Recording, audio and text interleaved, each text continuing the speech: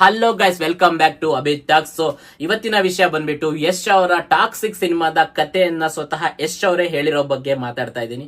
So recent ಆಗಿ ಯಶ್ ಅವರು cinema Khan ಅನ್ನುವಂತ ಒಂದು ಈವೆಂಟ್ ಅಲ್ಲಿ ಟಾಕ್ಸಿಕ್ ಸಿನಿಮಾದ ಟ್ರೈಲರ್ ಮತ್ತೆ ರಾಮಾಯಣ ಸಿನಿಮಾದ ಟ್ರೈಲರ್ ಎರಡೂ ಸಿನಿಮಾಗಳ ಟ್ರೈಲರ್ ಅನ್ನ ರಿಲೀಸ್ ಮಾಡಿದ್ರು. ಆ ಇವೆಂಟ್ ಅಲ್ಲಿ ಲಾಂಚ್ ಮಾಡಿದ್ರು. ಸೊ ಆ ಇವೆಂಟ್ ಬಗ್ಗೆ ನಾನು ಆಲ್ರೆಡಿ ಪ್ರೀವಿಯಸ್ ವಿಡಿಯೋದಲ್ಲಿ ತಿಳಿಸ್ಕೊಟ್ಟಿದ್ದೀನಿ. ಸೊ ಸಿನಿಮಾ ಖಾನ್ ಅನ್ನುವಂಥದ್ದು ಒಂದು ದೊಡ್ಡ ಇವೆಂಟ್. ಅದು US ನ ಲಾಸ್ ವೇಗಸ್ ಅಲ್ಲಿ ನಡೆಯುತ್ತೆ. ಅಲ್ಲಿ ಸಿನಿಮಾಗೆ ಸಂಬಂಧಪಟ್ಟಿರುವಂತಹ ತುಂಬಾ ದೊಡ್ಡ ದೊಡ್ಡ ವ್ಯಕ್ತಿಗಳು ಅಂದ್ರೆ ಬಿಸ್ನೆಸ್ ಟ್ರೇಡರ್ಸ್ ಆಗಿರ್ಲಿ, ಪ್ರೊಡ್ಯೂಸರ್ಸ್ ಆಗಿರ್ಲಿ, ಥಿಯೇಟರ್ ಓನರ್ಸ್ ಆಗಿರ್ಲಿ, ಡಿಸ್ಟ್ರಿಬ್ಯೂಟರ್ಸ್ ಆಗಿರ್ಲಿ, ಕ್ರಿಟಿಕ್ಸ್ ಆಗಿರ್ಲಿ, ಈ ರೀತಿ ಸುಮಾರಷ್ಟು ಜನ ಸೇರ್ತಾರೆ. ಸೊ ಅಲ್ಲಿ ಯಾವ್ದಾದ್ರು ಬಿಗ್ ಸಿನಿಮಾಗಳನ್ನ, ಬಿಗ್ ಕ್ಯಾನ್ವಸ್ ಇರುವಂತಹ ಬಿಗ್ ಬಜೆಟ್ ಮೂವಿಗಳನ್ನ ಅಲ್ಲಿ ಶೋಕೇಸ್ ಮಾಡ್ಕೊಳ್ತಾರೆ. ಅಲ್ಲಿ ಆ ಸಿನಿಮಾದ ಬಿಟ್ ಅನ್ನ, ಸಿನಿಮಾದ ಯಾವ್ದಾದ್ರು ಟೀಸರ್ ಅನ್ನ, ಟ್ರೈಲರ್ ಅನ್ನ ಅಥವಾ ಯಾವ್ದಾದ್ರು ಗ್ಲಿಮ್ಸ್ ಅನ್ನ ಅಲ್ಲಿ ಶೋಕೇಸ್ ಮಾಡ್ತಾರೆ. ಸೊ ಇದು ಬಿಸ್ನೆಸ್ ಪರ್ಪಸ್ ಆಗಿರುತ್ತೆ. ಸೊ ಇದರಿಂದ ಒಂದು ಬಿಸ್ನೆಸ್ ಆಪರ್ಚುನಿಟೀಸ್ ತುಂಬಾ ಬೆಟರ್ ಆಗುತ್ತೆ ಅಂಡ್ ವಾಸ್ಟ್ ರೀಚ್ ಕೂಡ ಆಗುತ್ತೆ. ವರ್ಲ್ಡ್ ವೈಡ್ ರೀಚಸ್ ಅನ್ನ ಸಿನಿಮಾಗಳು ಪಡ್ಕೊಳ್ಳುತ್ತೆ. ಸೊ ಆ ನಿಟ್ಟಿನಲ್ಲಿ ನೋಡುವಂತಹದ್ದಾದ್ರೆ ಕನ್ನಡ ಸಿನಿಮಾ ಬಿಡಿ, ಇಂಡಿಯನ್ ಸಿನಿಮಾ ಹಿಸ್ಟ್ರಿಲೇ ಫಸ್ಟ್ ಟೈಮ್ ಯಾವ್ದಾದ್ರು ಒಂದು ಸಿನಿಮಾ ಖಾನ್ ಅಲ್ಲಿ ಹೋಗಿ ಪ್ರೆಸೆಂಟ್ ಮಾಡಿದಾರೆ ಅಂದ್ರೆ ಅದು ರಾಮಾಯಣ ಮತ್ತು ಟಾಕ್ಸಿಕ್ ಸಿನಿಮಾಗಳು ಮಾತ್ರನೇ.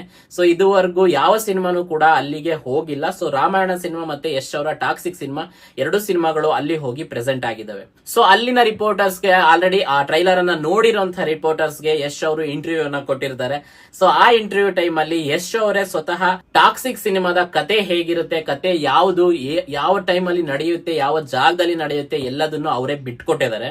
ಸೊ ಅಲ್ಲಿನ ರಿಪೋರ್ಟರ್ಸ್ ತುಂಬಾನೇ ಶಾಕಿಂಗ್ ಒಂದು ರಿಯಾಕ್ಷನ್ ಕೊಟ್ಟಿರ್ತಾರೆ ಈ ಟಾಕ್ಸಿಕ್ ಸಿನಿಮಾದ ಒಂದು ವಿಜುವಲ್ಸ್ ನ ನೋಡಿ, ಅದರ ಒಂದು ಟ್ರೈಲರ್ ಅನ್ನ ನೋಡಿ ಅವ್ರದ್ದು ಶಾಕ್ ಅನ್ನ ವ್ಯಕ್ತಪಡಿಸಿರ್ತಾರೆ. ಅದನ್ನ ಯಶ್ ಅವ್ರ ಮುಂದೆ ರಿಪೋರ್ಟರ್ ಹೇಳ್ತಾರೆ ಕೂಡ, ನಾವು ಇಂಥ ವಿಜುವಲ್ಸ್ ನ US ಅಲ್ಲೂ ಸಮೇತ ನಾವ್ ಯಾಕೆ ನೋಡೋಕ್ ಆಗೋದಿಲ್ಲ ಅಂತ ಹೇಳಿ ಹೇಳ್ತಾರೆ. ಅಷ್ಟು ತುಂಬಾ ಚೆನ್ನಾಗಿ ಮೂಡ್ ಬಂದಿದೆ ಟಾಕ್ಸಿಕ್ ಟ್ರೈಲರ್ ಅಂತ ಹೇಳಿ ಅಲ್ಲಿನ ರಿಪೋರ್ಟರ್ಸ್ ಹೇಳ್ತಾ ಇದ್ದಾರೆ. ಅಂಡ್ ರಿಪೋರ್ಟ್ಸ್ ಪ್ರಕಾರ ಟಾಕ್ಸಿಕ್ ಟ್ರೈಲರ್ ಪ್ಲಸ್ ಅವರು ಇನ್ನು ಆಡ್ ಆನ್ ಮಾಡಿ 9 ಮಿನಿಟ್ಸ್ ಇರುವಂತಹ ಒಂದು ವಿಡಿಯೋನ ಅಲ್ಲಿ ಸಿನಿಮಾ ಖಾನ್ ಅಲ್ಲಿ ಪ್ರೆಸೆಂಟ್ ಮಾಡಿದ್ದಾರೆ ಅಂತ ಹೇಳಿ ರಿಪೋರ್ಟ್ಸ್ ಪ್ರಕಾರ ಹೇಳ್ತಾ ಇದ್ದಾರೆ. ಸೊ ಈ ರೀತಿ ಪ್ರಮೋಷನ್ಸ್ ನ ಆಲ್ರೆಡಿ ಟಾಕ್ಸಿಕ್ ಸಿನಿಮಾದವರು ಶುರು ಮಾಡ್ಕೊಂಡಿದ್ದಾರೆ. ಅದು US ಇಂದ ಈ ಕಡೆ ಬರ್ತಿದ್ದಾರೆ. ಸೊ ನಾರ್ಮಲಿ ಎಲ್ಲಾ ಸಿನಿಮಾಗಳು ಇಲ್ಲಿಂದ ಫಸ್ಟ್ ಶುರು ಮಾಡಿ ಅಲ್ಲಿಗೆ ತಗೊಂಡು ಹೋಗ್ತಾರೆ. ಬಟ್ ನಮ್ ಯಶ್ ಅವರು ಅಲ್ಲಿಂದ ಶುರು ಮಾಡಿ ಇಂಡಿಯಾಗೆ ಪ್ರಮೋಷನ್ಸ್ ನ ತಗೊಂಡ್ ಬರ್ತಾರೆ. ಸೊ ಈಗ ಟಾಕ್ಸಿಕ್ ಸಿನಿಮಾದ ವಿಷಯಕ್ಕೆ ಬರುವಂತದ್ದಾದ್ರೆ, ಅದರ ಕಥೆಯ ವಿಷಯಕ್ಕೆ ಬರುವಂತದ್ದಾದ್ರೆ ಯಶ್ ಅವರೇ ಹೇಳ್ತಾರೆ, ಇದು ಇಂಡಿಪೆಂಡೆನ್ಸ್ ಆದ ನಂತರ 1947ರಿಂದ ಮತ್ತೆ 1961ರವರೆಗೆ ಗೋವಾ ಪೋರ್ಚುಗೀಸ್ ಅವರ ಒಂದು ಕಂಟ್ರೋಲ್ ಅಲ್ಲಿ ಇರುತ್ತೆ. ಇನ್ನು ಅಲ್ಲಿ ಸ್ವಾತಂತ್ರ್ಯ ಇನ್ನು ಸಿಕ್ಕಿರೋದಿಲ್ಲ, ಅವ್ರಿಗೆ ಸಿಗೋದು 1961 ಅಲ್ಲಿ.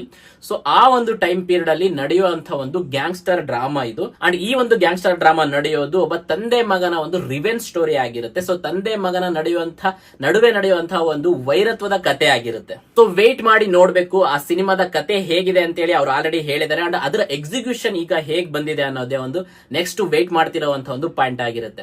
ಸೊ ಇದೆಲ್ಲದ್ರ ಮಧ್ಯೆ ಒಂದು ವರ್ಗ ಬಂದ್ಬಿಟ್ಟು ಸಿನಿಮಾದ ಕಥೆಯನ್ನ ಹೇಳಬಾರ್ದಿತ್ತು, ಸಿನಿಮಾದ ಕಥೆಯನ್ನ ಹೇಳಿ ಎಕ್ಸೈಟ್ಮೆಂಟ್ ಅನ್ನ ಕೆಡಿಸಿದ್ರು ಯಶ್ ಅವರು ಅಂತ ಹೇಳಿ ಒಂದು ವರ್ಗ ಹೇಳ್ತಾ ಇದ್ರೆ, ಮತ್ತೊಂದು ವರ್ಗ ಇಲ್ಲ, ಯಶ್ ಅವರು ಮಾಡಿದ್ದೇ ಸರಿ.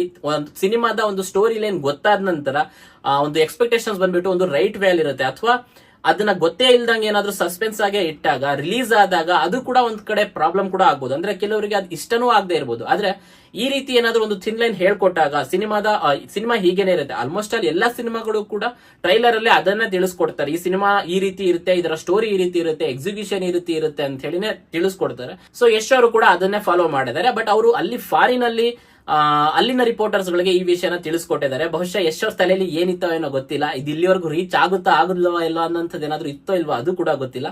ಬಟ್ ಅವರು ಆ ವಿಷಯನ ತಿಳಿಸ್ಕೊಟ್ಟಿದ್ದಾರೆ.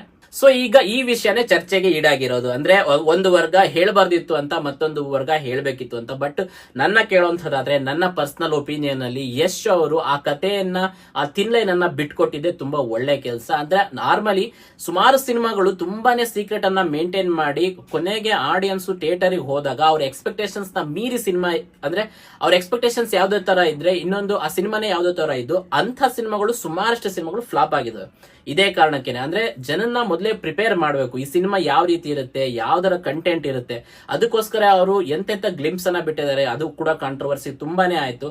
ಇಂತಿಂತ ಗ್ಲಿಮ್ಸ್ ಇರುವಂತಹ ಸಿನಿಮಾ ಇದು ಅಂತ, ಕನ್ನಡ ಸಿನಿಮಾದಲ್ಲಿ ಈ ತರ ಎಲ್ಲ ಮಾಡ್ತಿದ್ದಾರೆ ಅಂತಾನು ಹೇಳಿದ್ದಾರೆ. ಅಂಡ್ ಅದರಲ್ಲಿ ವೈಲ್ಡ್ ಆಗಿ ಹೇಗಿರುತ್ತೆ, ಆ ಕ್ಯಾರೆಕ್ಟರ್ ಹೇಗ್ ಪರ್ಫಾರ್ಮ್ ಮಾಡುತ್ತೆ, ಕೆಲವು ಬಿಟ್ ಸೀನ್ಸ್ ಗಳನ್ನ ತೋರಿಸಿದ್ರು ಅಂಡ್ ಫೈಟಿಂಗ್ ಆಕ್ಷನ್ ಸೀನ್ಸ್ ಗಳನ್ನ ತೋರಿಸಿದ್ರು. ಇದನ್ನೆಲ್ಲ ತೋರಿಸಿ ಆಡಿಯನ್ಸ್ ನ ಪ್ರಿಪೇರ್ ಮಾಡ್ತಾರೆ. ಸೊ ಆ ಕೆಲಸ ಆಗ್ತಾ ಇತ್ತು. ಆ ಕೆಲಸ ಈ ಮುಂಚೆ ಮಾಡಿರುವಂತಹ ಪ್ರಮೋಷನ್ಸ್ ಗಳಲ್ಲಿ ಕಾಣಿಸ್ತಾ ಇತ್ತು. ಸೊ ಯಶ್ ಅವರು ಈ ಕಥೆಯ ಥಿನ್ ಲೈನ್ ಅನ್ನ ಹೇಳಿರೋದು ಮುಂಚೆನೆ. ಸೊ ನನ್ನ ಒಪಿನಿಯನ್ ಅಲ್ಲಿ ಅದು ಒಂದು ಒಳ್ಳೆ ಕೆಲಸನೇ ಆಗಿದೆ ಅಂತಾನೆ ನಾನು ಹೇಳ್ತೀನಿ. ಸೊ ಈ ರೀತಿ ಕಥೆಯ ಒಂದು ಥಿನ್ ಲೈನ್ ಗೊತ್ತಿದ್ದಾಗ ಆಡಿಯನ್ಸ್ ಗಳ ಒಂದು ಎಕ್ಸ್ಪೆಕ್ಟೇಷನ್ಸ್ ಕೂಡ ಒಂದು ರೈಟ್ ವೇ ಅಲ್ಲೇ ಇರುತ್ತೆ. ಸೊ ಅದು ವರ್ಕೌಟ್ ಕೂಡ ಆಗುತ್ತೆ. ಸೊ ಆಗ ಸಿನಿಮಾ ಥಿಯೇಟರ್ ಗೆ ಸಿನಿಮಾ ನೋಡಕ್ ಹೋದಾಗ ಓಕೆ ಈ ಸಿನಿಮಾ ಇದೇ ತರ ಇರುತ್ತೆ ಅಂತ ಮುಂಚೆನೆ ಗೊತ್ತಿತ್ತು ಅನ್ನೋ ಒಂದು ವಿಷಯ ತಲೆಯಲ್ಲಿ ಇರುತ್ತೆ. ಸೊ ನಿಮ್ಮ ಒಪಿನಿಯನ್ ಅಲ್ಲಿ ಯಶ್ ಅವರು ಈ ಸಿನಿಮಾದ ಕಥೆಯನ್ನ ಹೇಳಿರೋದು ಒಳ್ಳೇದಾ ಅಥವಾ ಹೇಳ್ಬೇಕಿತ್ತ ಅಥವಾ ಹೇಳ್ಬಾರ್ದಿತ್ತ ಅನ್ನೋಂಥದ್ದು ನಿಮ್ಮ ಒಪಿನಿಯನ್ ಏನಿರುತ್ತೋ ಅದನ್ನ ಕಮೆಂಟ್ ಬಾಕ್ಸ್ ಅಲ್ಲಿ ತಿಳಿಸಿ. ಮತ್ತು ವಿಡಿಯೋ ಇಷ್ಟ ಆಗಿದ್ರೆ ಒಂದು ಲೈಕ್ ಅನ್ನ ಕೊಟ್ಟು ಮತ್ತು ನನ್ನ ಚಾನಲ್ ಅನ್ನ ಸಬ್ಸ್ಕ್ರೈಬ್ ಮಾಡಿಕೊಂಡು ಸಪೋರ್ಟ್ ಮಾಡೋದನ್ನ ಮಾತ್ರ ಮರಿಬೇಡಿ ಅಂತ ಹೇಳ್ತಾ ಥ್ಯಾಂಕ್ ಯು.